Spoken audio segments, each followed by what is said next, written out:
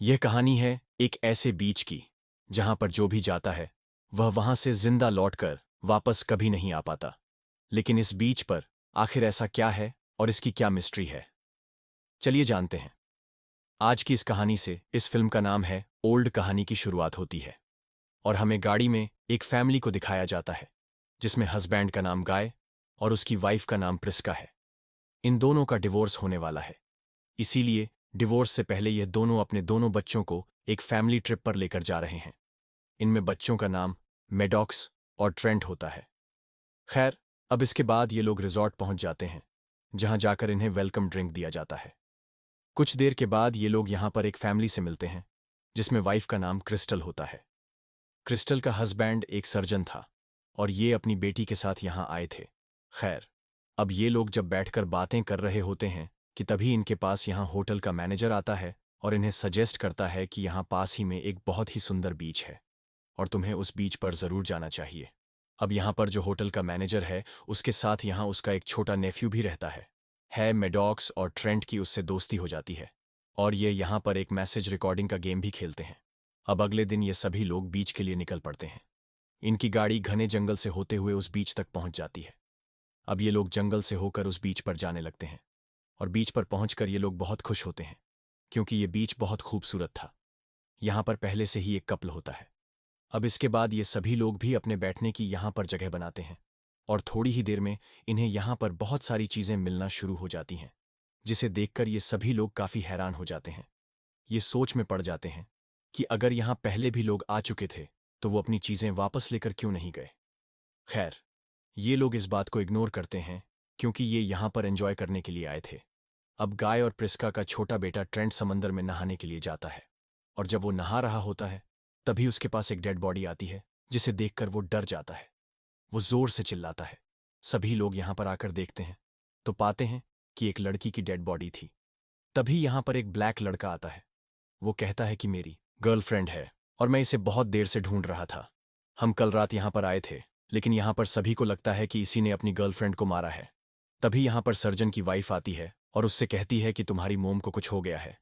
जब ये सब लोग वहां पर जाते हैं तो पाते हैं कि सर्जन की मोम की जान चली गई थी और हैरानी की बात यह थी कि उनकी अचानक से उम्र बढ़ गई थी जिस वजह से उनकी जान गई थी।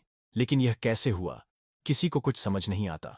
खैर, अब जब सभी लोगों का ध्यान सज्जन की मोम की तरफ होता है तो वो ब्लैक लड़का यहां से भागने की कोशिश करता है। सर्जन को उस पर शक होता है। वो उसके पीछे भागने लगता है और ये दोनों भागते भागते चट्टानों के बीच वाले रास्तों में पहुंच जाते हैं और तभी इन दोनों के सर में बहुत तेज दर्द होता है। ये दोनों बेहोश हो जाते हैं और होश आने पर ये दोनों खुद को वापस बीच पर पाते हैं। किसी को कुछ समझ नहीं आता कि आखिर ये यहां हो क्या रहा है। प्रिस्का अपने बच्चों को लेकर परेशान होती है, इसलिए वो अपने बच्चों को ढूंढने लगती है जो कि उसे कहीं पर भी नहीं मिलते और इसीलिए वो उस कपल के पास जाती है जो कि पहले से ही यहां पर थे। वो दो यंग लड़कों से बात कर रहे थे। प्रिस्का उनसे पूछती है कि क्या तुमने मेरे बच्चों को देखा। प्रिस्का का यह सवाल उन दोनों को काफी अजीब लगता है। वो कहते हैं कि हम तुम्हारे ही बच्चों से तो बात कर रहे हैं। और अब प्रिस्का अपने बच्चों को देखती है जो कि कुछ ही घंटों में बहुत बड़े हो गए थे, लेकिन कैसे ये जवाब किसी के पास नहीं होता। अब यहां पर मेडॉक्स के फादर भी आ जाते हैं। वो अपने फादर के गले लग जाती है। उसके फादर को भी कुछ समझ नहीं आता कि आखिर ये हो क्या रहा है। और अब यहां पर सभी को एहसास हो जाता है कि यहां पर बीतते हर मिनट के साथ इनकी उम्र तेजी से बढ़ती जा रही है। सबके चेहरों पर अब झुर्रियां आने लगी थीं और साथ ही सर्जन की बेटी भी अब जवान हो गई थी। यहां पर जो कुछ भी हो रहा है सर्जन को उसके पीछे उस ब्लैक आदमी का हाथ लगता है। वो उससे उसका नाम पूछता है। वो कहता है कि मेरा नाम रैपर है। सर्जन को गुस्सा आता है और वो उसके चेहरे पर वार करता है जिससे उसके चेहरे से खून निकलने लगता है। वो अपने हाथ से अपने घाव को दबा लेता है और जैसे ही वो अपना हाथ हटाता है वो पाता है कि उसका घाव भर चुका है और देखने पर ऐसा लगता ही नहीं जैसे उसके चेहरे से अब भी खून निकला था। वो सभी को बताता है कि मैं अपनी गर्लफ्रेंड के साथ यहां घूमने के लिए आया था, लेकिन अचानक से मेरी गर्लफ्रेंड गायब हो गई और उसके बाद मुझे तुम्हारे सामने ही उसकी डेड बॉडी मिली।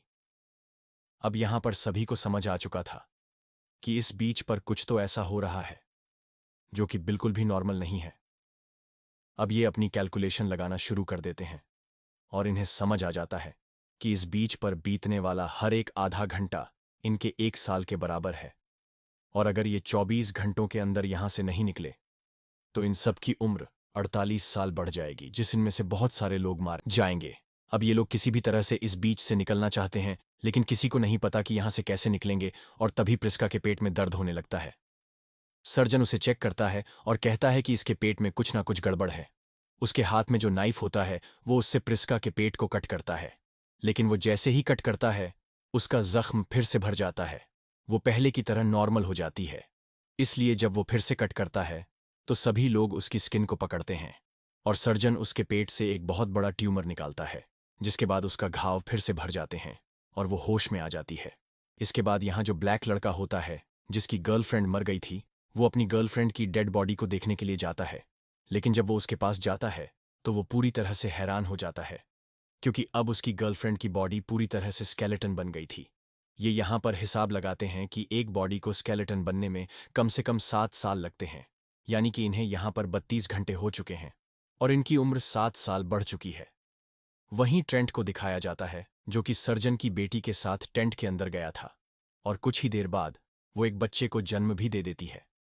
यहां पर सब कुछ बहुत ही तेजी से बीत रहा होता है। सर्जन उस ब्लैक लड़के को मार देता है क्योंकि उसे उस पर शक था। साथ ही सर्जन की बेटी ने जिस बच्चे को जन्म दिया था उसकी भी जान चली जाती है। साथ ही यहां पर जो कपल होता है, जो कि यहां पर पहले से ही आए हुए थे, उसमें जो मेल होता है उसकी डेड बॉडी पानी से मिलती है, और ठीक इसके बाद उसकी वाइफ को दौरा पड़ता है, जिससे उसकी भी जान चली जाती है। सर्जन की बेटी यहां से निकलना चाहती है, इसीलिए अब वो चट्टान पर चढ़ना शुरू कर देती है, लेकिन जैसे ही वो ऊंचाई पर जाती है उसके सर में भी दर्द होना शुरू हो जाता है और उस ऊंचाई से गिरकर उसकी भी जान चली जाती है। अब जैसे जैसे यहां पर वक्त बीत रहा था, सभी की उम्र बढ़ती चली जा रही थी और इसी तरह से रात हो जाती है। रात में सर्जन, जो कि अब अपना दिमागी आप हो चुका है, वो प्रिस्का के हस्बैंड पर अटैक कर देता है, लेकिन प्रिस्का उसकी मदद करती है। वो अपने पति को बचाती है, इसलिए ये सभी लोग लड़ते हुए आपस में घायल हो जाते हैं। इसके बाद ये लोग एक केब में जाते हैं, जहां पर सर्जन की वाइफ पहले से ही होती है, लेकिन अब वो भी बहुत ज्यादा बीमार है और बीमारी की वजह से ही उसकी भी जान चली जाती है। अब इसके बाद सुबह हो जाती है और अब हमें दिखाया जाता है कि ये सब के सब लोग मारे जा चुके हैं। बस अब यहां पर सिर्फ मेडॉक्स और उसका भाई ट्रेंट ही जिंदा बचे थे। इन्हें समझ नहीं आता कि इन्हें यहां से कैसे निकलना चाहिए, और तभी इन्हें यहां पर याद आता है कि अभी भी इनके पास वो पेपर है जिस पेपर पर ये लोग रिजॉर्ट के मैनेजर के नेफ्यू के साथ वो गेम खेल रहे थे, और इसमें एक कोडेड मैसेज होता है जिसे यह पढ़ने की कोशिश करते हैं। इन्हें समझ आ जाता है कि यहां से निकलने का सिर्फ एक ही रास्ता है। इन्हें समंदर की गहराइयों से होकर जाना होगा, जहां से ये बिना बेहोश हुए निकल सकते हैं, क्योंकि अभी तक इन्होंने जितने भी रास्तों से निकलने की कोशिश की थी तो इनके सर में दर्द होता था और यह बेहोश हो जाते थे, और अब इसीलिए ये दोनों बहन भाई समंदर की गहराइयों में गोता लगाकर उसके अंदर जाना शुरू कर देते हैं। लेकिन तभी पानी के अंदर मेडॉक्स के कपड़े शैवाल में फंस जाते हैं और ये पानी से बाहर नहीं निकल पाते। वहीं दूर पहाड़ी पर हमें एक आदमी को दिखाया जाता है, जो कि दूरबीन से इन पर नजर रख रहता था, और जब वहां पर कोई भी नहीं बचता तो वह आदमी वापस रिजॉर्ट आ जाता है, जहां पर एक बहुत ही बड़ी लैब होती है। वो यहां पर होटल के मैनेजर को अगर बताता है कि सभी लोग मारे गए, दरअसल यहां इस लैब में एक बहुत ही बड़ा मेडिकल एक्सपेरिमेंट टेस्ट चल रहा होता है। दरअसल जब सभी गेस्ट यहां इस रिजॉर्ट में आए थे तो उन्हें एक वेलकम ड्रिंक पिलाया गया था, और उस ड्रिंक के अंदर ही वो एक्सपेरिमेंट वाली दवाई थी लोगों की, जो उम्र तेजी से बढ़ रही थी, या जो उन्हें बीमारी हो रही थी, या उनके घाव जो अपने आप ही भर रहे थे। उसका उस बीच उस जगह से कोई भी लेना देना नहीं था। उसका सीधा कनेक्शन उस ड्रिंक से था जो कि उन्हें उनके वेलकम के टाइम पिलाई गई थी, क्योंकि अगर ये लोग गवर्नमेंट की परमिशन लेकर ये सारे टेस्ट करते तो उन्हें इसमें कई साल लग जाते। लेकिन यहाँ पर जो रिसर्चर होते हैं वो रिजॉर्ट में आने वाले गेस्ट के साथ ये एक्सपेरिमेंट करके सालों का काम एक ही दिन में कर देते हैं, और ऐसा वो 73 बार कर चुके हैं। और अब जब उन्हें पता लग चुका है कि आखिरी ग्रुप भी खत्म हो चुका है, तो यहां पर फिर से नए आने वाले लोगों के साथ उस दवाई को एक्सपेरिमेंट के तौर पर फिर से इस्तेमाल करना चाहते हैं। और तभी यहां दिखाया जाता है कि यहां पर कुछ और गेस्ट आते हैं। वेटस, उनके पास वही वेलकम ड्रिंक लेकर जाती है। इससे पहले वो वेलकम ड्रिंक उन गेस्ट को देती है, उससे कोई टकराता है जिससे वो ड्रिंक गिर जाती है। और ये कोई और नहीं बल्कि मैडॉक्स और उसका भाई होते हैं। और अब इनकी उम्र बहुत ज्यादा हो गई थी। दरअसल जब यह पानी के अंदर गए थे और मैडॉक्स के कपड़े शैवाल में फंस गए थे, तो उसके भाई ने उसके कपड़ों को वहां से छुड़ा लिया था और ये शैवालों के बीच बने रास्ते से होते हुए दूसरी तरफ से यहां से निकल गए थे। और ऊपर से एक हेलीकॉप्टर गुजरा था जिसने इन्हें रेस्क्यू कर लिया था और इनकी जान बच गई थी। हालांकि अब इनकी उम्र इतनी ज्यादा बढ़ गई थी कि इन्हें कोई भी पहचान नहीं पा रहा था। इसलिए ये होटल के मैनेजर के नेफ्यू के पास जाते हैं जिसने इन्हें सीक्रेट मैसेज दिया था, और अब इस सीक्रेट मैसेज को दिखाते हैं और ये फैसला करते हैं कि वो इसे लेकर पुलिस के पास जाएंगे और उन्हें इस रिजॉर्ट की सच्चाई बताएंगे, और साथ ही यह भी कि यहां से हर रोज कई लोग गायब होते हैं। अब यहां पर एक पुलिस वाला भी होता है जो कि होटल के मैनेजर को पकड़ लेता है और फिर इन पर आगे की कार्यवाही की जाती है। इसके बाद ये दोनों भाई बहन अपनी आंट के पास जाने के लिए यहां से निकल जाते हैं और अब यहीं पर ये फिल्म, ये कहानी यहां पर खत्म हो जाती है।